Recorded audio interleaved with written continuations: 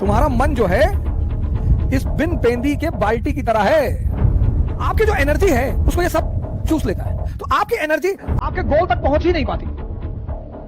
तो जब एनर्जी अपने गोल तक नहीं पहुंचती, अचीवमेंट कुछ होगा ही नहीं।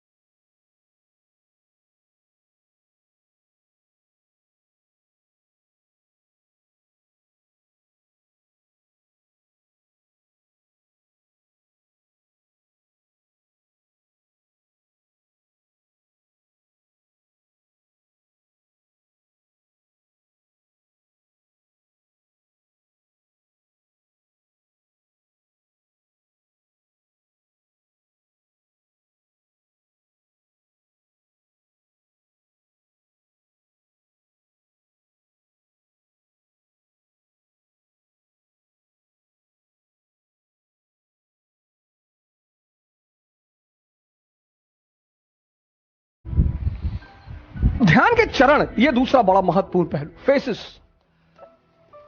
फेसेस, पहला फेस यही इंपॉर्टेंट है सर, मन को समझना या देखना।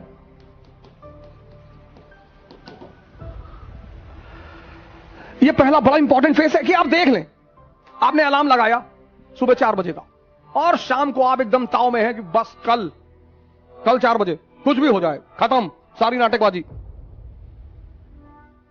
और रात में आप एकदम ताव में हैं कि कुछ नहीं, कल चाहे जान देना पड़े लेकिन सुबह उठना है। अलार्म लगाया आपने, सुबह 4 बजे अलार्म बजा।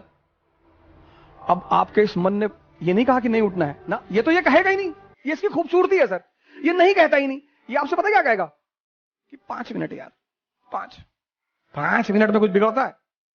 आपको भी लगता है कि हाँ यार 5 मिनट में क्या, 4 बज रहा, 4-5 पे उठ जाएंगे सर। आप इसकी चालाकियां समझो सर। और आपने आंख बंद कर ली, और जैसे ही आपने आंख बंद की, अगली बार जो आपकी नींद खुली तो 8:30 सुबह बज रहे थे। मजा तब आएगा सर, तभी आपको जलील करेगा कि देखो तुम उठ ही नहीं पा रहे हो, तुमसे कुछ, और पूरा दिन आपका भारी रहेगा, आपको पता नहीं चलेगा, क्योंकि ये जलील कर रहा है ना अंदर से। आप उखड़े हुए हैं, पूरे दिन पढ़ाई नहीं हो पा रही। अब अगर वहीं पर ही आपसे कहते कि चलो यार आज कोई बात नहीं, कल कर लेंगे, ना जलील करेगा ये आपको। पूरा दिन आप डिस्टर्ब रहेंगे। ये बार बार कहता रहेगा 4 बजे उठ ही नहीं पाए, 4 बजे उठ लिए होते तो 5 घंटा पढ़ लिए होते। अरे तो भैया 8:30 बजे से 5 घंटे पढ़ लो, वो करने ही नहीं देगा वो। ये इसकी चालाकियां हैं। इसकी जो चालाकियां हैं सर, उनको देखना बहुत बड़ी बात है। मन को समझना बहुत, यही इसीलिए हिंदुस्तान में एक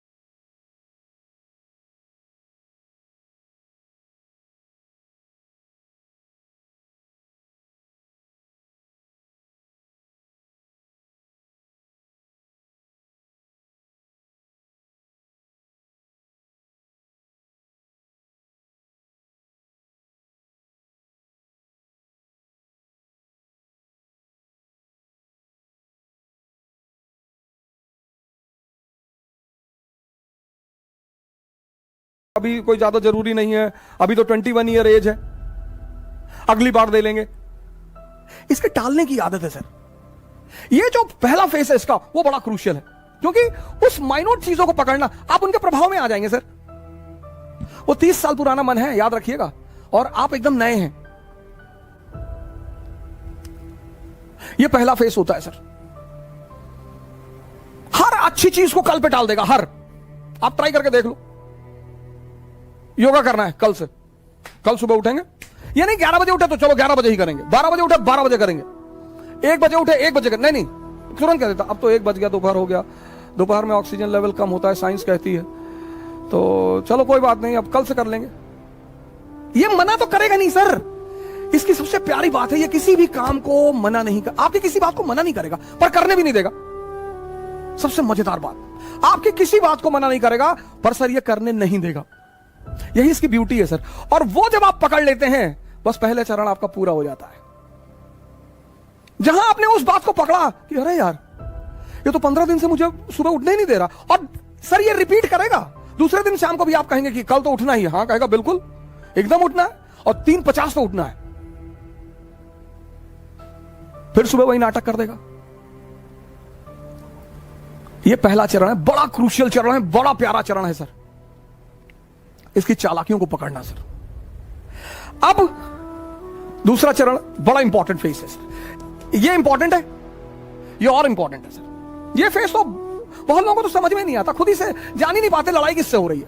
उस फ्रस्ट्रेशन को वो दूसरे के ऊपर उतारते हैं। सर इस दुनिया में हर आदमी अचीवमेंट चाहता है सर, आइडेंटिटी चाहता है हर आदमी,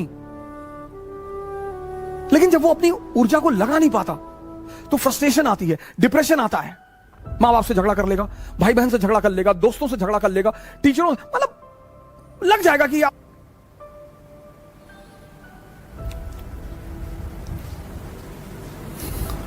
दूसरा फेस। अब मन क्या है, कहां है, यह किसी को नहीं पता सर।